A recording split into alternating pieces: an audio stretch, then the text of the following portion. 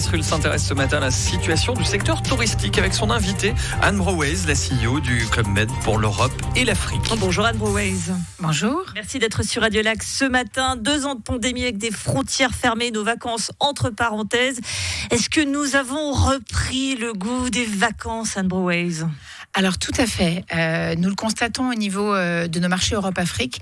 Nous sommes aujourd'hui revenus au niveau de chiffre d'affaires d'avant la pandémie et même à partir du deuxième semestre, donc de juillet à décembre, à 5% de croissance sur l'ensemble de l'Europe-Afrique. Et si on zoome sur la Suisse, c'est vrai aussi, et c'est très très proche de nous, sur les vacances pascales, où on est pour les vacances pascales des Suisses à plus 8%. Par rapport aux vacances pascales d'il y a 3 ans avant la crise. Donc on voit que cette envie de vraies vacances, cette envie de liberté, de déconnexion est très très forte. Et on va où ? Alors, sur le très court terme et sur les vacances pascales, je regardais en préparant l'interview notre top 3.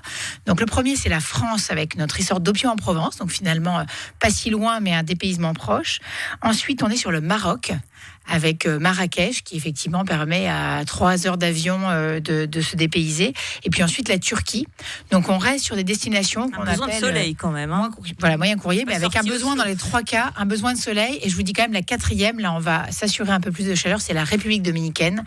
Là, pour avoir la sublime plage de sable blanc et puis la température absolument clémente. Donc on le voit, une envie de repartir en vacances qui forcément doit vous redonner le sourire pour vous et plus globalement le secteur touristique, parce qu'il y a eu 2 ans de pandémie.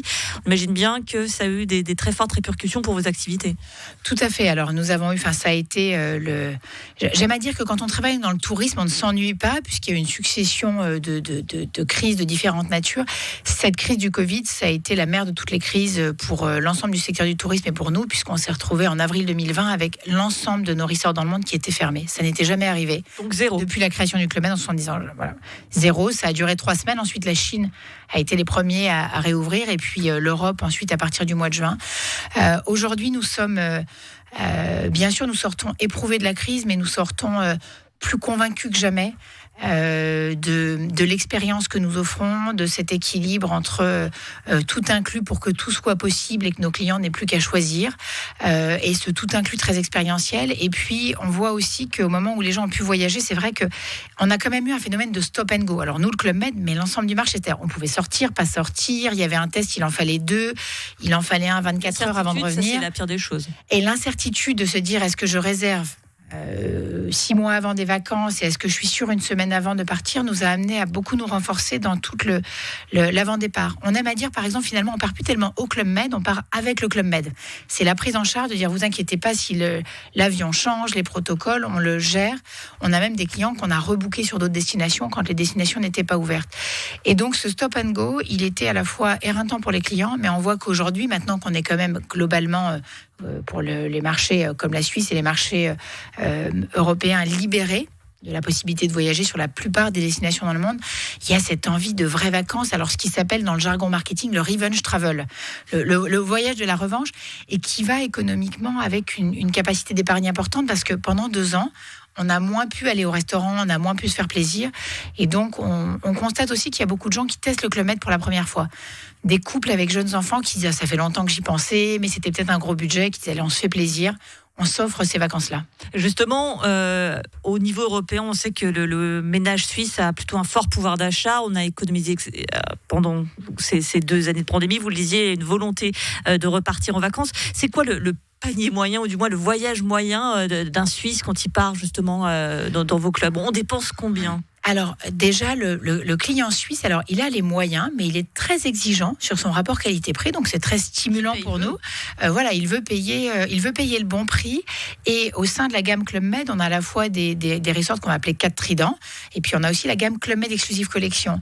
Et on pourrait penser que les Suisses qui ont des moyens élevés vont aller sur la gamme Club Med Exclusive Collection, et pas forcément. Et on a même des clients qui oscillent sur des niveaux de confort très très différents.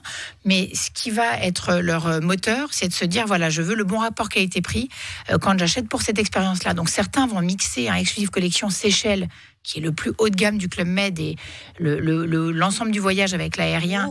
Et effectivement, alors aux Seychelles, une semaine pour 2 avec l'aérien, c'est un ticket plutôt dans les 10 000. Alors je suis en francs suisses. selon la période. Voilà, on va être plutôt sur les 10 000. Après, si on va à Opio en Provence, qui est à côté, et qui a moins d'aériens sur les vacances de Pâques. Alors, je voudrais pas vous faire d'erreur, mais pour deux, on va être plutôt autour de 2005, 3000 francs. Et avec la gratuité pour les enfants de moins de 6 ans, qui est quelque chose qu'on a mis en place il y a 3 ans et maintenu sur toutes les périodes. Et puis ensuite, des tarifs privilégiés selon l'âge des enfants. Alors, on l'a vu, pandémie, puis réouverture, puis fermeture, puis réouverture, et tout ça. Et puis arrive cette fameuse guerre en Ukraine. On le sait, avec des temps de trajet plus longs, puisque le survol de la Russie n'est plus possible, avec un prix du kérosène qui flambe. Bref, Anne Brouwais, nos vacances vont nous coûter plus cher de toute façon quand on va prendre l'avion, il faut dire les choses.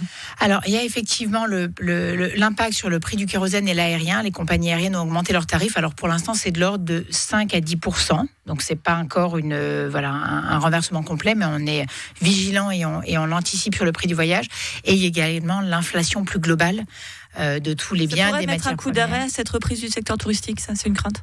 Non, je vous dis non, je ne veux pas paraître arrogante. Pour l'instant, on n'a pas vu nous n'avons pas constaté d'impact, sachant que, par exemple, les trajets que ça augmente sont beaucoup les trajets vers l'Asie, qui de toute façon étaient des destinations encore peu ouvertes. Aujourd'hui, on a l'océan Indien qui est ouvert, la Thaïlande, pour que les clients européens puissent aller, mais toute une grande partie de l'Asie, la Chine, le Japon, n'étaient pas ouverts au tourisme. Pour l'instant, on n'anticipe pas que ça donne un coup d'arrêt. Cette inflation, elle sera aussi dans nos biens du quotidien, dans l'alimentaire, dans l'ensemble de nos achats, mais elle va nous amener à travailler encore plus la valeur et le rapport qualité-prix, et de se dire, voilà, nos clients, quand ils feront ce choix-là, arriveront avec plus d'attentes, et c'est toujours un point de vigilance, d'être sûr de les enchanter, mais pour ça aussi de répondre à toutes leurs attentes de base. Les enchanter. Merci beaucoup Anne Brouwais, CEO du Club Med pour l'Europe et l'Afrique. Et comme un signe vers ses vacances à l'étranger, on a du vent du Sahara aujourd'hui. Comme oui, quoi. Voilà. Merci à vous. Excellente journée.